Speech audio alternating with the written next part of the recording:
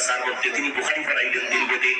আজকে যারা বলে জসিমউদ্দিন রহমানী হুজুরদের সঙ্গে বেয়াদবি করে চলে গেছে, আমি তাদেরকে বলতে চাই তোদের মতো কাউয়া চলে যাওয়ার মতো যোগ্যতা রাখে না।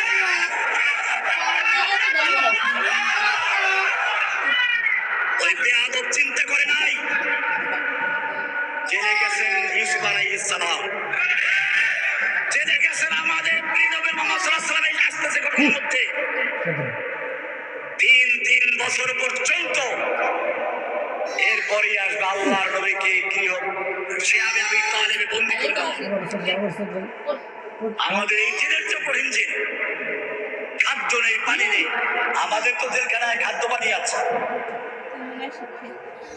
বরং আমাদের জেলে কেউ না খাইলে দূর করে খাবো। আল্লাহর নবীকে জেল খাটতে হয়েছে। তুমি যে ইমামের অনুসরণ করো, দাবি করো, ইমামে আবু হানিফা রাহমাতুল্লাহি আলাইহি দীর্ঘদিন পর্যন্ত জেল খেটেছে। কেন? শাসকের পা চালে গোলামি করে তোদের মতো দরবারি তার অনুসরণ আসে। তাকে বড় প্রস্তাব করা হয়েছিল, তখন তো কোরআনের শাসন। খলিফা বলল আবু হানিফা রাহমাতুল্লাহি আলাইহি আপনাকে প্রধান বিচারপতি হতে হবে। কি হতে হবে? নবনীয় প্রশ্ন।